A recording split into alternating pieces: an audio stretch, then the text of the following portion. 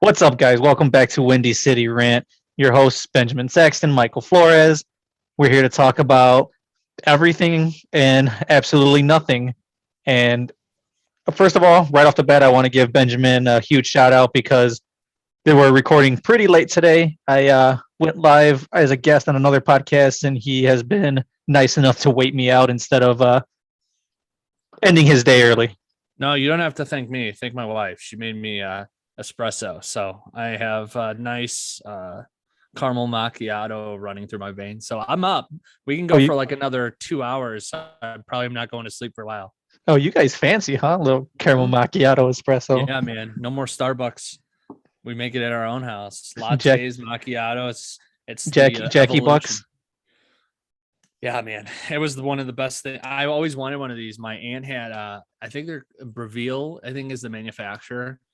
But it's like a legit espresso maker. You put coffee grounds, the espresso beans, it grinds it up, and you do your espresso, put whatever else in it. And my aunt had one, and I tried it back like on a Christmas, maybe like 5 or 6 years ago. I always wanted it. And then I looked to see how much it was, and it was like, I think it was like $800. I was like, I'm never spending money for this. Yeah, so much money. And so my last company, I did a lot of projects. I did good. And they gave me these like rewards points. And it turned out I could end up buying this coffee machine. So it was like, so do I get like something really practical, or do I get this espresso machine? And we got the espresso machine. So you got your fancy espresso machine and you got a fancy drink maker. Look at you, man, moving on up. Yeah, I mean, we're trying to get bougie. Bad and bougie, baby. Yep. Yeah, so things are good, and I'm up and running. How are you doing? I'm good, man. I'm pretty good. We'll get into it shortly, but I started watching Squid Games. I think I've caught up with you now, unless you're past episode 6 already, which you might be. I watched episode 6. Okay, so we're caught up. Yeah. It took me a little while. So we talked about Squid Games. Let's just dive in. All right, so let's dissect this show. I don't care if you haven't seen the show, then turn it off or skip forward like 10 minutes. But what do you think of this show? Let's just break it down. For sure. So that was your guys' spoiler alert. So we're gonna get into it. I think it is a little overrated and a little over exaggerated with how much people are saying how great it is. With that being said, don't get me wrong, I think it's extremely entertaining.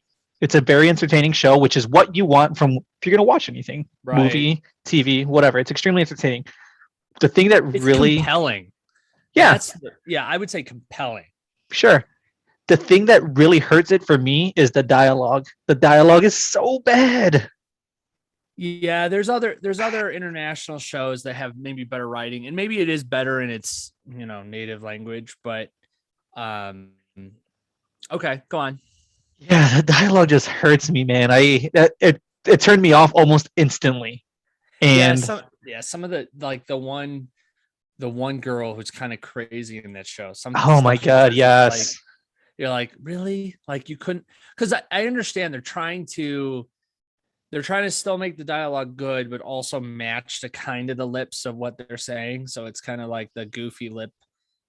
Those like sport memes, right, where they're like making, bad lip reading, chicken McNuggets. Yeah. See, but I love bad lip reading. Oh yeah, that's what it's called. So for me, that show, I didn't necessarily like hear the show was amazing. I just heard like so many people had seen the show. Okay. So like I knew it was trending pretty high. I never had anybody come to me and be like, "Oh, this show is fantastic," yada yada yada. I just knew that like it was crazy amount of numbers being done for Squid Game. So I was like, all right, let's go check this movie out. And then what drew me to it too was the uniqueness of it. Okay. So like, I guess from a movie perspective that I could give a good comp to, it would be like Inception, right? So if I say Inception, there's not really like another movie when that came out that was like that. It was completely unique. It was kind of in its own class. I'm not saying that Squid Games is in the same caliber of, television watching or anything like that, but just from a unique perspective, that's why I was like, okay, this is interesting. You have child games being played, but people's lives on the line. It's just a very What's the old short story? The perfect game or the perfect Yep, catch? the perfect game where they have them hunting Yeah. people. So that was kind of like what ran through my head too of this, where a little bit unique, and I'm sure there's probably some other stories that I've just never seen that's similar to Squid Games, but so that was kind of compelling. And then to kind of describe that show to anybody, I mean, my wife mentioned Saw, which at Yep. first I was like, Yes. okay, that's kind of close. That kind of gives you the right, when you say Saw, that kind of gives you similar feelings of watching it, but like it's so compelling, like, and then violent, Yeah. like, and we've all seen war movies and people having limbs blown off, or you see Saw or Hostel where someone's Achilles getting cut, but they're very like those are, I think, more like gruesome injuries, Hmm. or like more active war where there's like, but not like violence. Like a horror film you see and there's a serial killer or a monster coming and like just tracks people down and kills them. Like Like, jump scares.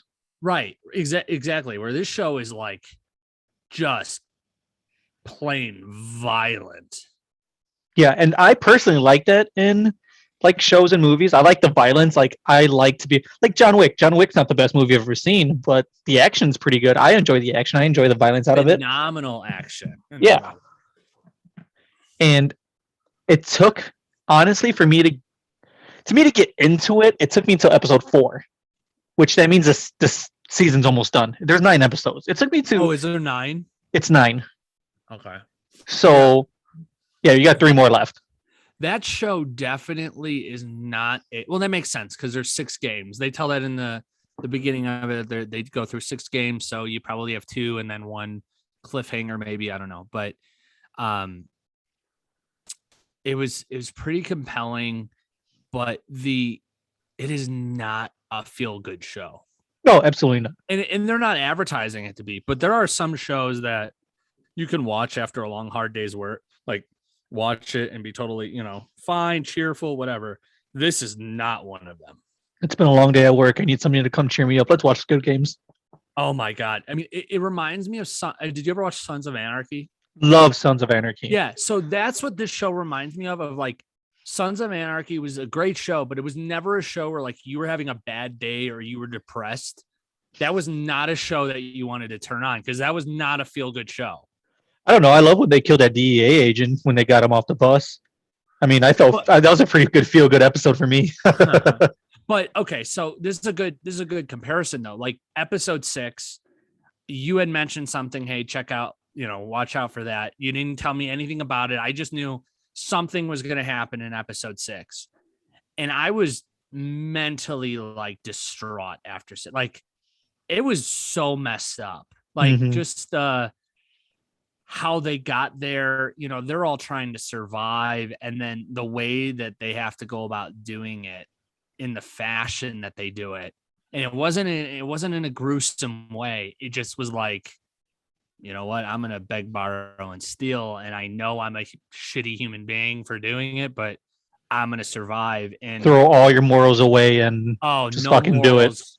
And so in the comparison to Sons of Anarchy, the only time I've ever watched a show and felt like just terrible for like the characters that even we're talking about bad dialogue, right? But Yeah. even with that, the feeling that I was getting was the episode of Sons of Anarchy when Opie dies. No, that's the right?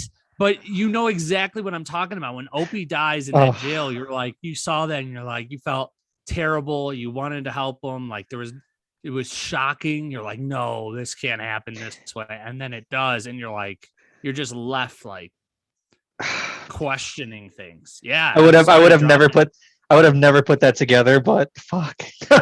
Yeah.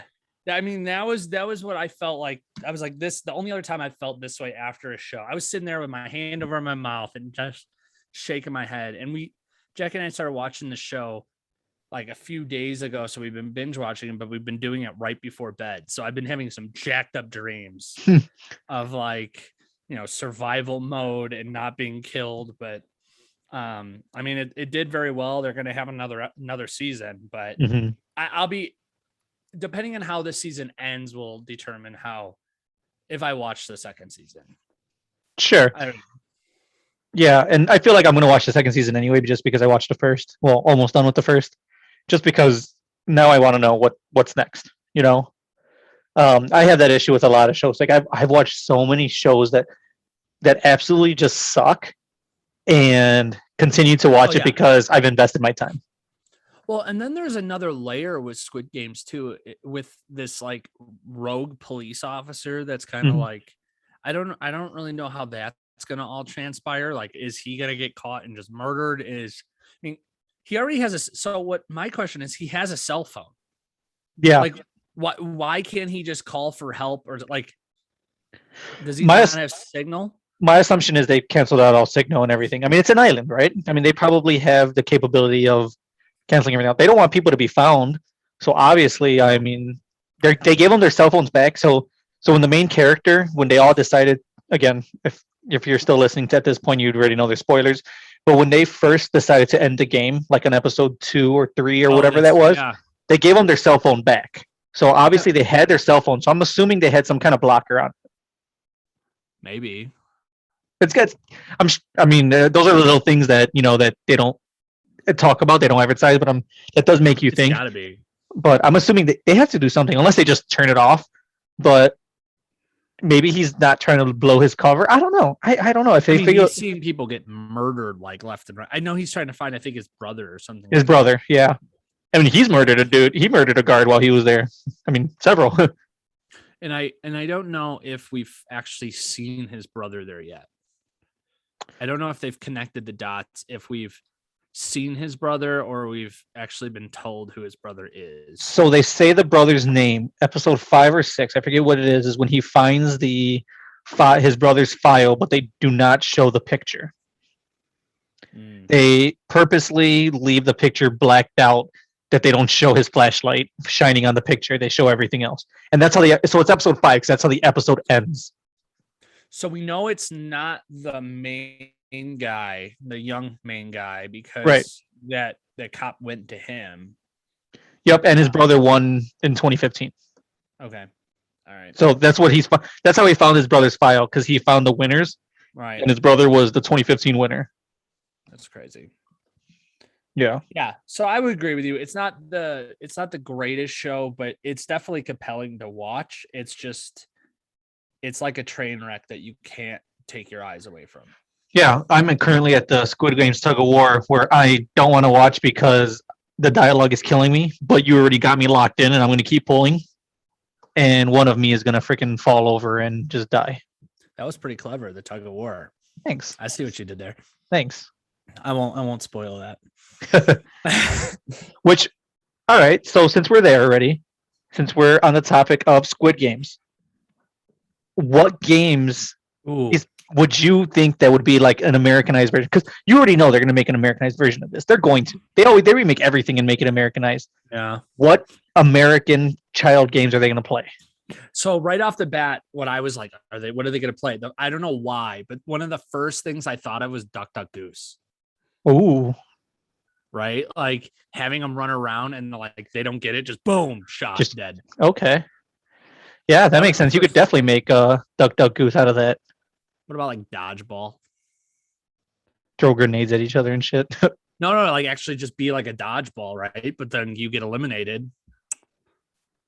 Yeah. I don't know what other games.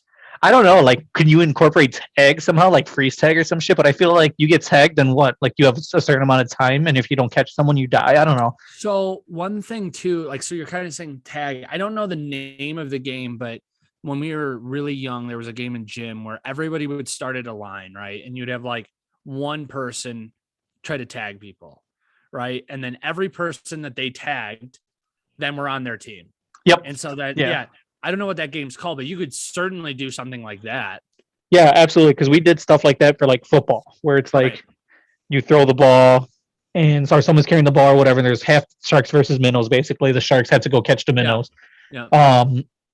Yeah, that actually would be a good one, because after a while, it's going to be like, all right, there's the last 5 people survive or something in the I don't know. But it's not a bad idea. I do like kind of that. that idea of sharks versus minnows, but I had this strong feeling they're gonna make an Americanized version and it's gonna suck. I don't know if they're gonna make. I don't know if they're gonna make an Americanized version, but I think they're just gonna have the same season be over and over again, but just be different games. Oh, for sure. Like I think that's what's gonna happen is there'll be different games or something. But All like, right, question for you, since we're talking about the games, what is of any of the games you could think of that has already happened? What is the game that you would least likely want to see to survive? And then what is the one that you think you would do the best at? okay, so I don't want to do the cookie one Okay. because I don't think so either. I would break the shit out of my cookie. Now that I know the cheat of how the main character won that round, I think like, okay, fine, cool, I can do that. But like not knowing that, trying to cut that shape out would destroy me because while people are getting shot and you're trying not to like break that cookie, I'm gonna break the shit out of that cookie. And what's up with that guy that, like his cousin or like family friend or whatever that is not his brother, but it was, like the main character of Squid Game games. And then there's the bigger guy that is a family member. I never. Oh yeah. The friend from his town that went to business school. So clearly he means more to the younger guy than the older guy thinks. Cause like, he's like letting this guy like out to dry. So he obviously has his own secrets that he's hiding, which I'm sure is going to come out soon, because he's talking him up. Oh, this is so and so. He's a legend in my town. He went to SNU business school, and obviously he's trying to push everyone away from it. I think it has to do pretty much with all his illegal espionage or whatever the fuck they were calling it that he did. Right. So either he's just trying to avoid talking about it at all costs, or there's a bigger thing he's hiding behind it. And I think he's just like most of the other people there. I'm just trying to win to pay off my debts. So I think he's on the page where I'm going to win because like he didn't tell him when the cookie won. He knew exactly what that challenge was going to be and just let him get the hardest one. Yeah, so I don't know what that was all about. All right, sorry, I didn't mean to cut you off. So you said the cookie, you wouldn't want to do that. So which is the one you would want to do? The red light, green light, I feel like would be easy, right? As long as like you're not having someone behind you being an asshole. Yeah, but I mean, there's some exterior forces that can happen, right? Someone runs, there is dead. Just like tug of war. Tug of war, you get teamed up with some crappy partners, you're done anyways. So yeah, and that's the thing. Like, I think with tug of war, it's just a matter of who your teammates are because like obviously with that one, you can have people that aren't that strong and still win. But I feel like there's a lot more writing in it than just you. Oh yeah, and at least with red light, green light, it's like that's just me. Yeah, there's gonna be outside forces that can try to push me, but if you try to pay attention to your surroundings, then maybe you'll be fine. Like me personally, like as I was watching it, I was like, you know what? What I would do is like I'm sure it's on a time. Like you kind of think about it, timing it out, and I would try to lay down so I don't move as they call right before they call red light. I'd lay down, and I'm not going to move. And if they try to like somebody tries to push you, they have to jump themselves to push you out the way or something. That's pretty risky because like you don't know when the red light's coming, right? So you have like a set amount of time that you have to get across. And if you're caught like trying to go down, you can be caught in a vulnerable position of just like almost like a what's the game where you have to put your hands on the colors and you spin? Like almost like a twister, right? You could be like in a weird twister position and then having to hold that. Yeah, I'm with you. I would pick that game too, but so my thought process through that was I forgot what it was. It's 5 minutes. Call it every 5 seconds. Run full speed for 4 seconds. On that 5th second, drop. Then when she starts turning around, get up, run 4 seconds. Going to that 5th second, drop. I would rather drop for a full second while of her not turning around, and then she turns around, and as she's turning back around for green light, get up and go. Like I think I thought about that game a little bit too much today, to be honest. Yeah. Well, also, yeah, I agree. Okay. What about you? So if you do red light, green light, what's the one you won't do? I probably would still say the cookie because I don't have the stillest hands, so I'd probably just break that thing in half. That one makes me nervous so much. Like I feel like I would get it very close to the end, and then I would get a shaky hand or I'd sneeze or something, and I'd just Mm. split it in half. But yeah, that's I don't know. We'll see. Although the terrible episode where they're playing with the marbles, I want to play odds or evens. Like seeing that game, I was like, that looks interesting. Like it seems like a very simple game, but it'd be pretty Yeah. fun to Yeah. just So that's play. episode 6. Yep. Going back to the episode where they're they're deciding to play the game. That game where you got to flip the paper. Obviously, the guy that's telling them let's play knows that there's like some kind of skill. So, what the hell kind of skill is it that you're flipping the paper? Like, you're hitting that other square at a certain angle, or what? I mean, I don't know if it's necessarily skill. I think he's just tracking down addicts and people that are in the tough spot. And I know, but it doesn't really matter. He's constantly flipping theirs. I don't know. Like they were smacking the shit out of everyone. He's a pro at that game. I don't know. Yeah. So there's got to be some kind of thing where he's like, all right, I'm gonna flip yours. I don't remember kind of switching. Well, not switching a little bit off of Squid Games, but did we talk about Red Notice? Yeah, you brought it up. I haven't Okay. seen it yet though, but yeah, we talked about it last episode. Okay. All right. I just want to make sure. Because someone was asking me about that. And I'm like, I'm almost thinking about rewatching it since I thought it went on too long. But Mhm. there was definitely some funny moments, and they definitely set it up for another movie. But Okay. I watched Ron White on Joe Rogan's podcast. Mhm. I think he was on a couple days ago, which was pretty interesting because I'm starting to see a pretty common trend among at least that group of comedians. So we talk a lot about Bill Burr and Burt Kreischer and Tom Segura, but Dave Chappelle's been on record and said, he's going to be done for quite some time of touring and doing stand-up. Burt Kreischer has kind of come out and said, yay, I think I'm going to, after he makes his big run, he's going to kind of pause for a while. Tom Segura has kind of said the same thing. It's just interesting to kind of hear some of these comedians. And I wonder if some of it is just personal circumstances, like Tom Segura and Burt Kreischer have talked about, their kids getting a little bit older, going to college or growing up. Mm. So they want to maybe take a step away or enjoy their life a little bit. But I find it interesting that these comedians, because it really was like a golden age of comedians, like coming up in the 90s, where you had a ton of people coming from the East Coast too, whether it was Dane Cook, Bill Burr, Joe Rogan, a ton of them coming out of Boston, and all around the same time frame too. Kevin Hart coming from Philadelphia. They're all kind of coming up in that same time frame, and they all kind of made it. I mean, they've been doing it for 20 some years, right? So it's not like now all of a sudden they just started comedy and now they're big. They've been grinding, but now they're all kind of looking to step aside. So I don't know if that's, hey, we're going to take a minute and take a break, or is it just maybe they're getting close to being done?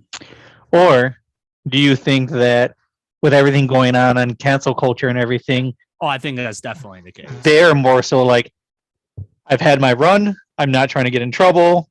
Let me just go off into the sunset and call it a career. I had a great career. I'm not going to ruin it now. I think that's definitely the case where, it's just become, I mean, Bill Burr has talked about this, like it's getting crazy of what he can and cannot talk about. But I mean, you have Dave Chappelle, who's up there trying to be I don't want to say spokesperson, but he's basically falling on the sword for everybody else, trying to be like, this is comedy, this is art form. You can't take every word for granted. I mean, if you're not able to talk about certain things, then you can't talk about anything. Sure. And we talked about that the last podcast, but I definitely think that is a reason. And I think that's a reason why you're starting to see people have characters versus just being themselves. They're playing a character. So it's, if there is any backlash or anything, it's, I was just playing this persona or this character versus being, Michael Flores or Benjamin Saxton. Those guys suck. Well, the jury's still out. Well, so I'm going to ask you again. I mean, I don't know how many episodes, but do we have an update on our bet?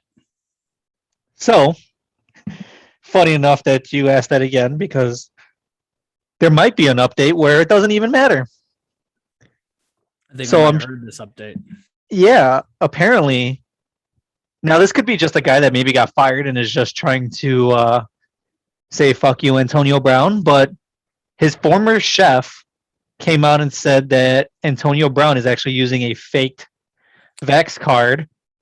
And So I have a report here. So So okay, cool, perfect. Let me read this real quick. So I got this from Yahoo News, but the article basically states Antonio Brown allegedly sought a fake COVID-19 vaccination card.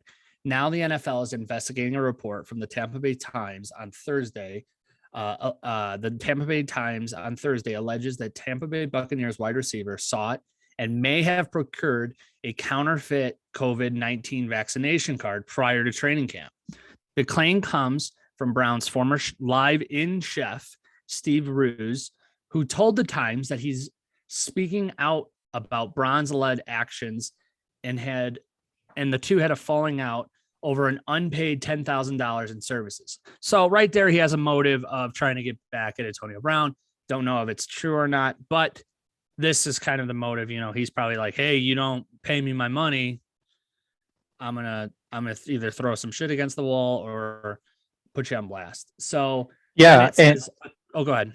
I was gonna say, I don't know if you're familiar with Junior Gillette, another football player. He played for the Saints for great defensive player, but he commented on it and he said that he knows personally, which this is a big number. So if he personally knows that number, that's kind of crazy.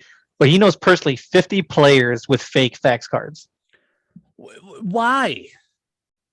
That's so stupid. You just say you're not vaccinated. I don't know, but he says he knows 50 current players that have fake fax cards. I'm sorry. That's a huge number for him to say he personally knows. You know what I mean? If you're caught with the fake vaccination card, like just you're kicked out. Mm-hmm. Like you're that stupid to do it. Like you're not. No one's telling you have to be vaccinated. Yeah, just say you're not at that point. Like literally, that's all you have to do. It makes you look worse lying about it that much. Yeah. So according to Ruse, Brown directed his girlfriend, model Sydney Maru, to ask the chef to seek out a fake Johnson & Johnson vaccination card for him. The report included a photo of an alleged text exchange between Ruse and Moreau telling the chef that AB, or Antonio Brown, would pay him $500. Ooh, big money for the counterfeit J&J card. Ruse goes on to allege that he wasn't able to secure the card for Brown, but that Whiteout claimed to have purchased one for himself and Maru a few weeks later. So true or not, but I mean, our bet was about Antonio Brown, and if he gets suspended, we definitely didn't think it was going to be for something like this. But this, no, I didn't expect that. He's stupid enough to probably scan it in and send it to the league as proof. Yeah, I could see it happen. Like I said, Junior Gillette said he knows about 50 guys. Again, that's a huge number to say. I know that many people that are doing it. To say like, oh, I wouldn't be surprised if 50 guys are doing it, and I know 50 guys that are doing it are two very, very different things. So I think I don't know what's going to end up happening. And then here comes the whole thing is what's the upside? Like I don't really know. Don't understand. I honestly don't know. And I wonder what happens here with Aaron Rodgers getting fined $14,000, and if they find Antonio Brown guilty, do they get the same?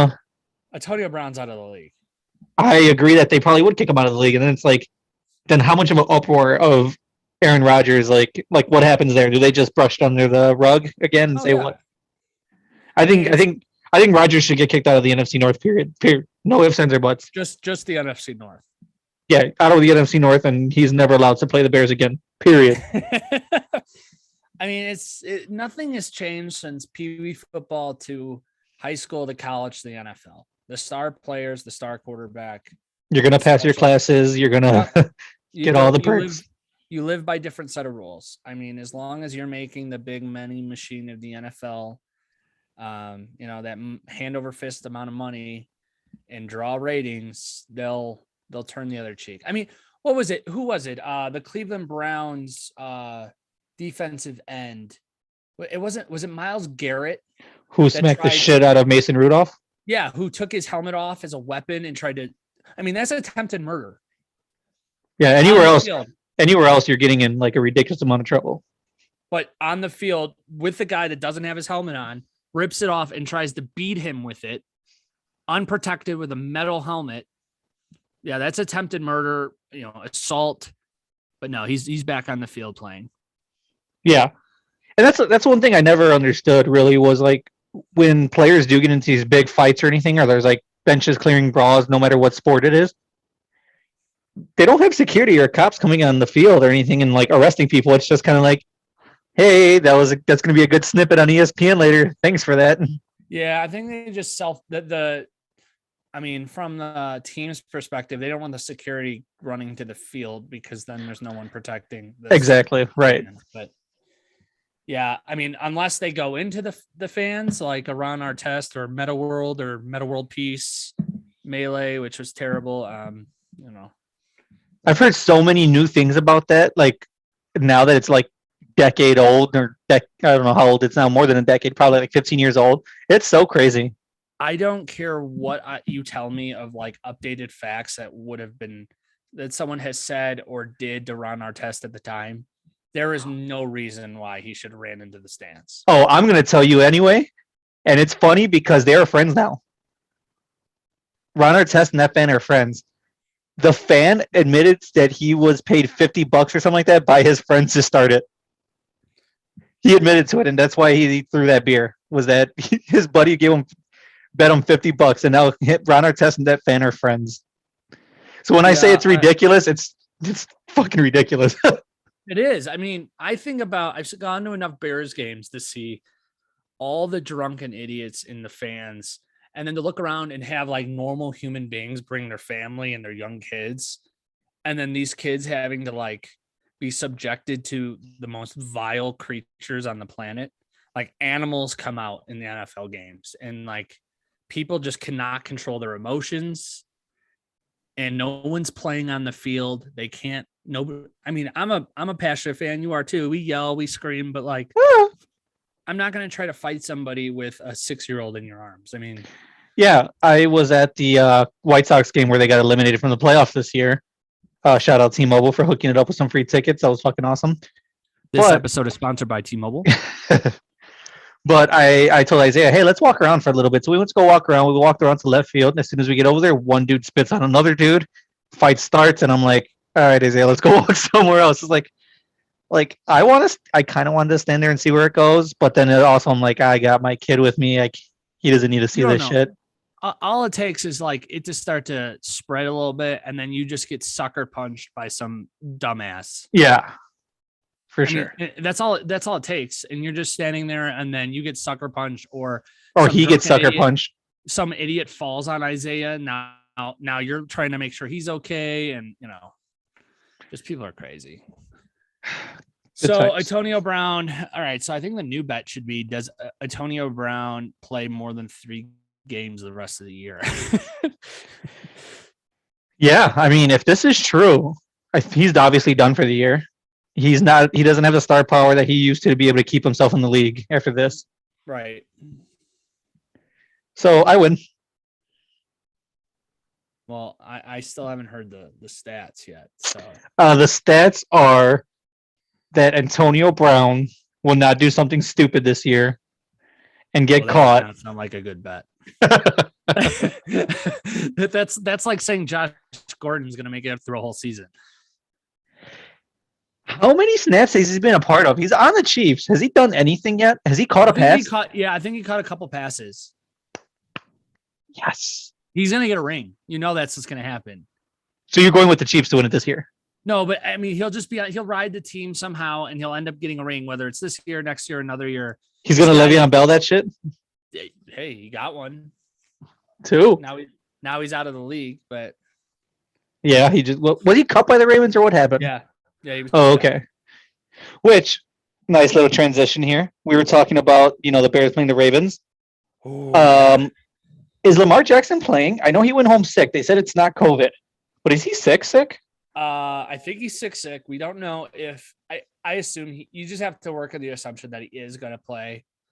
I'm really hoping he's not, because in my other work fantasy league, I'm going against I'm trailing the number one guy by one game. I'm not in the playoffs, and he has Lamar Jackson with no backup quarterback.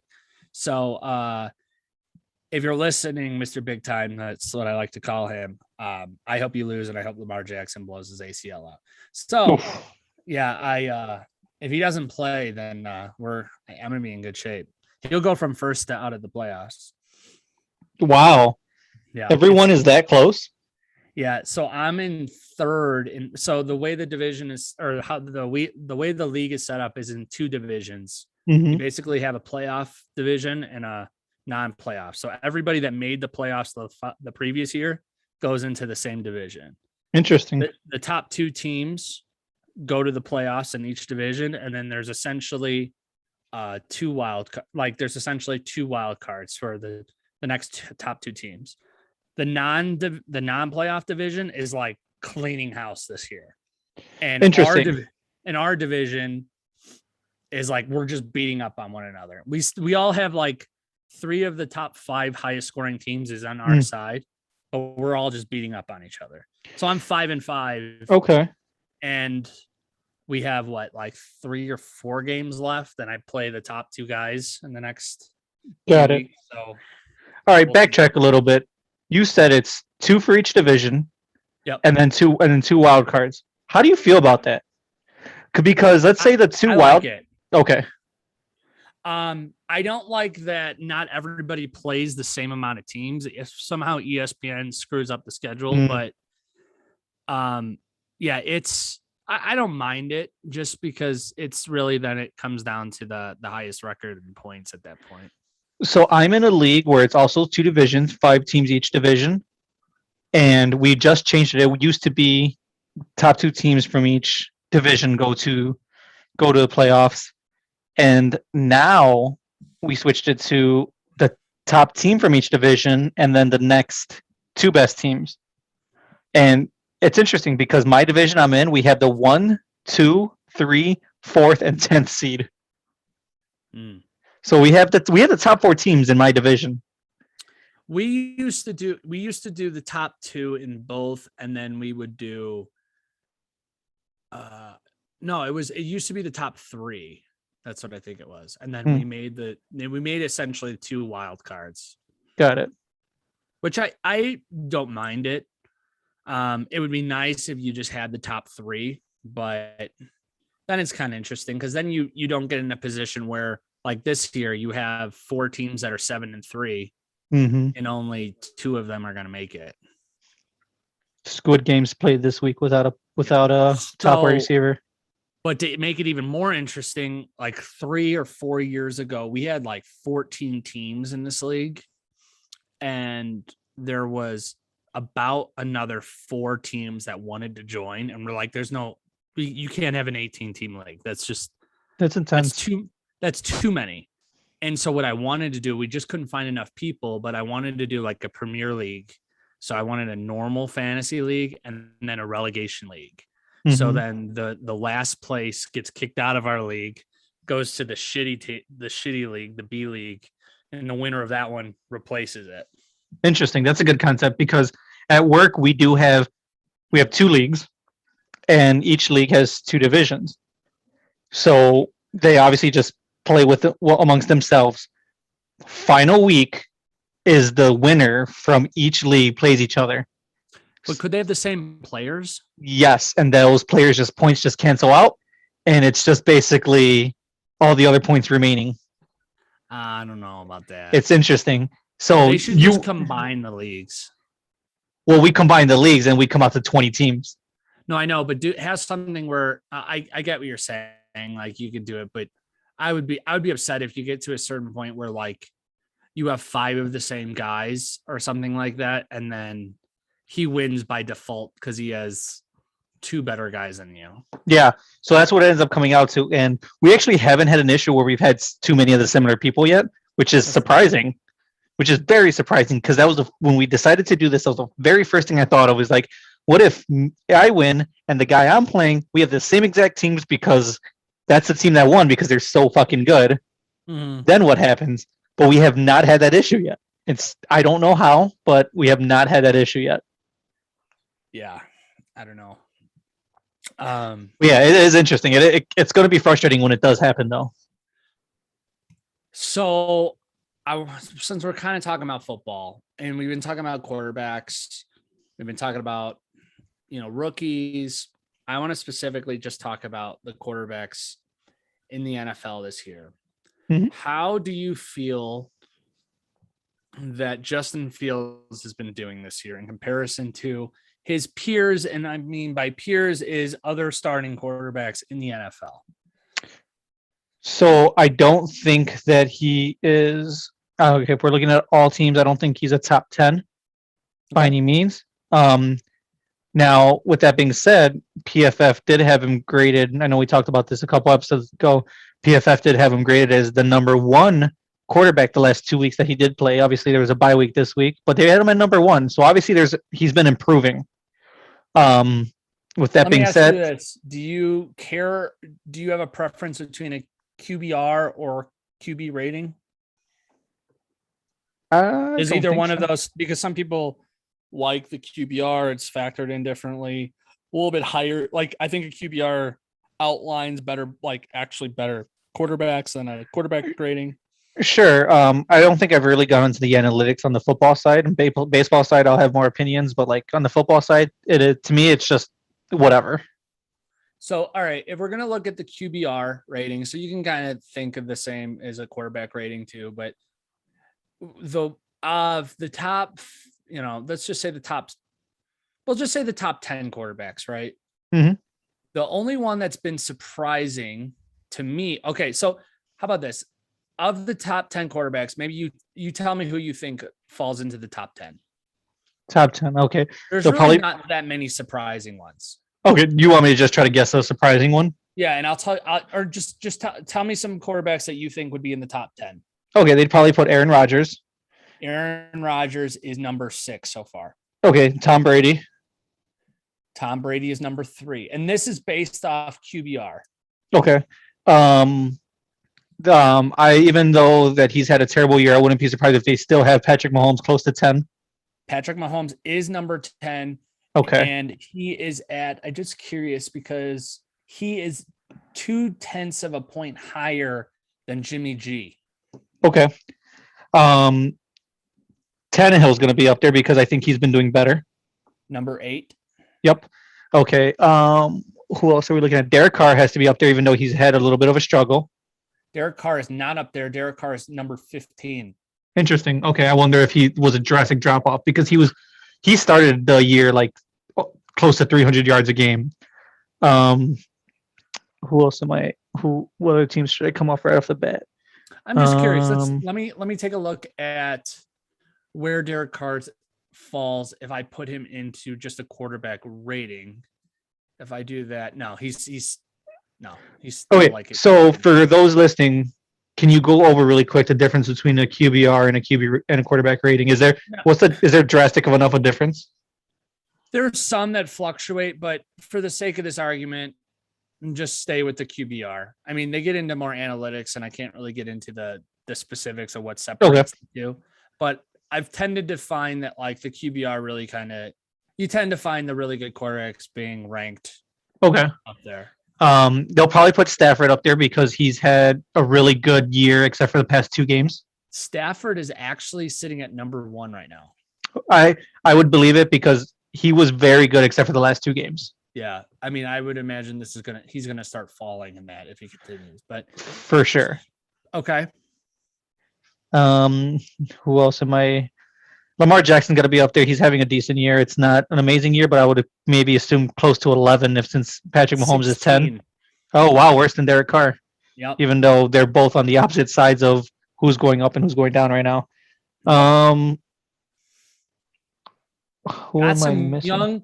Some young quarterbacks here. Some of the future of the NFL. So he's been doing fine, but I wouldn't put him up there. Are they putting Mac Jones that high?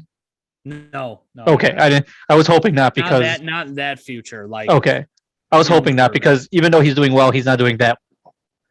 Um, who else are we looking? I'm trying to just go through younger guys right now that are playing, and I'm completely drawing a blank. Just don't even overthink it. Good teams, NFL. Oh, why am I not thinking of Herbert? Herbert's got to be up there somewhere. Yep. Chargers. Yep. Herbert is at number. Oh Jesus, I just lost it. I think number 5. Okay. Yeah, I like 4. Okay, I like me some Herbert. So you're saying we're still looking at younger guys that are doing well. All right. Are we talking Josh Allen still pretty high? Josh Allen's number 7. Cool. So, Joe Burrow's got to be up there. Nope. Joe Burrow is not. He's number 22. Okay. I thought he'd be up there just because all of a sudden he'll have a great game and then maybe a really bad game. How about Dak Prescott's coming back here? Is he number 9? Okay. I'll be very impressed if you get.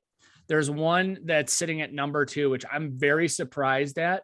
But when I tell you his stats, it's like, okay. Number 2. Since they're having such a good year, and he just got hurt though, Kyler Murray. Number 5. Okay. So I'm gonna give you one more guess for number 2 because I really don't think you'll get it because this is very surprising to me. But okay, I will let you take one more shot at it. All right, one more guess. And I can give you a hint if you want. No hint right now. I wanna just try to see if I'll throw it out there. This guy has been doing well. He is a top 10 quarterback. I don't know what that means as far as QBR. Jalen Hurts. No. Interesting. Okay, he's a top 10 fantasy quarterback. Number 2, Jameis Winston. I wanted to say that, but I thought he had such a fall off the past few games that there's no way he could be 2. So he doesn't have a ton of yards. Jameis Winston, he only has just under 1,200 yards, but he has 14 touchdowns and only 3 interceptions. Okay. So yeah, I thought he might be up there, but number 2, I thought that was kind of high because of his recent fall off. But he was doing pretty well to start the year. To be fair, though, he only has 7 games where the other guys have 8 or more, 9, 10. But yeah, he got hurt. He got hurt. But I just thought that was pretty interesting. So that rounds out the top 10, right? I think we can all agree that most of these guys, maybe you can make an argument for one of them, but most of these guys probably known as the top quarterbacks in the NFL. Some of the notable ones that we didn't talk about, Lamar Jackson, very good quarterback that isn't maybe having the best of statistical speaking season, but he would probably be, and the other one, but mainly for injury, is Russell Wilson that we haven't discussed. So those are really like the top 10 guys that are consistently like up there each year. So now I want to talk about how we feel about Justin Fields. I don't want to go in the deep end, but we also have to be a realist. He's a rookie quarterback, so that we expect some growing pains, right? We expect that he's a little bit hindered because of Nagy. That being said, if he's supposed to be as good as we all hope he is, we should be getting, I don't know, we're halfway through the season now, a little bit past halfway the season. He should be up there. So I disagree. Highly disagree. Okay. I think unless he's like the amazing quarterback, like one of the best, going to go down as one of the best ever, your rookie year is going to go and you're going to hit like something. I'm going to throw this number out here just because it's a great number, like a 69 QBR, because as rookie, I mean, you're not going to be that great. You shouldn't be expected to be that great. So if we don't, let's not even talk QBR, because like a 69 is actually like really good. But if you're going to say a quarterback rating, usually you hear a quarterback rating, 100 is the best. Oh, that's what I meant. QB rating. That's good. Right. Like, but he is out of 33 of the top quarterbacks, right? He is ranked. What is he? Of how many quarterbacks is this? Of 34 quarterbacks, he is 33. Okay. Of all of them. Yeah, should definitely be higher, but quarterbacks that Okay. He has played he has played 9 games. He has started 7. He has started 7 games. He has 4 touchdown passes. Yeah, that's bad. He has 8 interceptions. Mm-hmm. Davis Mills. Do you know who that is? Yeah, for the Texans. He has double the amount of touchdown passes as him. Mike White has one more touchdown pass than him. And that basically all came in one game. His first start. Yeah. He had 400 yards that game. That was crazy. Taylor Hinkie, Washington, has 3 times the amount of touchdown passes with arguably half the amount of talent on offense. Mm. Okay, Antonio Gibson, David Montgomery. Well, McLaughlin, Allen Robinson. Allen Robinson's just not even used. Okay, but I would say Allen Robinson's a better talent. If they would actually use him. As of right now, it's basically he's nothing. He's basically not a part of the team.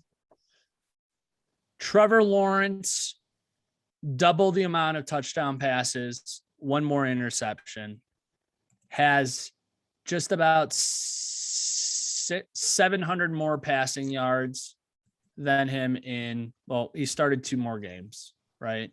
But still, that's 350 a game if you average it out. Yeah, and that's the thing. That's the thing. He's had 2 games over 200 passing yards, right? Completion percentage under 60%. One of the lowest among them. Like any statistical category we look at, one of the lowest. Yeah, to say I'm concerned, I think would be a long shot. He's not trending in the right direction. I wouldn't even be concerned as a rookie for being trending in the right or wrong direction as a rookie. This to me was a throwaway year for him, and I feel like it had to be. Like I would have started him even like maybe a game or 2 earlier and let him just work out the kinks. They should have started. I mean, there should have been no reason Andy Dalton should have been the starting quarterback. None. Yeah, and I think the only reason is more so like, hey, this is a rookie. Let's not ruin him his first year. But I think they were gonna try to ruin him with Nagy being out there anyway.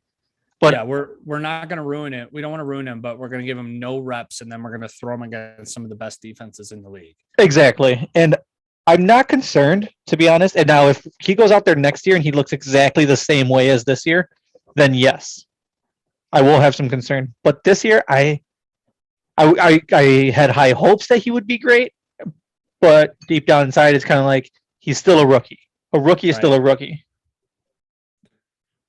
Yeah, but then how do you explain Mac Jones or some of the other, like Kyler Murray or Lamar Jackson or some of the other ones that, yeah, they were rookies, but this is still modern day NFL. You still should be able to throw the ball 250 yards and have a touchdown. Sure, I do agree with that. Yeah, and how much of that is that fully his blame? Because he, if I'm not mistaken, he was in the top 5 for deep passes and completions, but it was for the completions. He doesn't get to throw them that much because they don't let him, or they weren't letting him. And then it got to the point where he started becoming one of the ones that gets to throw deep. He is averaging 142 yards per game. Yeah, which is terrible. It's not good at all. That is like, oh my God, that's kidding. I'd love to have that in a half, not a game. All right, so hold on. Let me see this also too, because I do think the offensive line is pretty bad.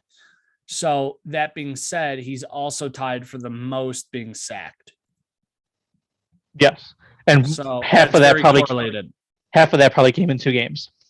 To be honest, against that Browns game where they had like 9 of them. Even then, so take out 9, you're still in the top you're still in the top third. Yeah. And there was a few games where they timed him out where he had 0.72 seconds on average. I bet you to throw that ball towards the bottom. He better be. He's towards the top half. He's been sacked.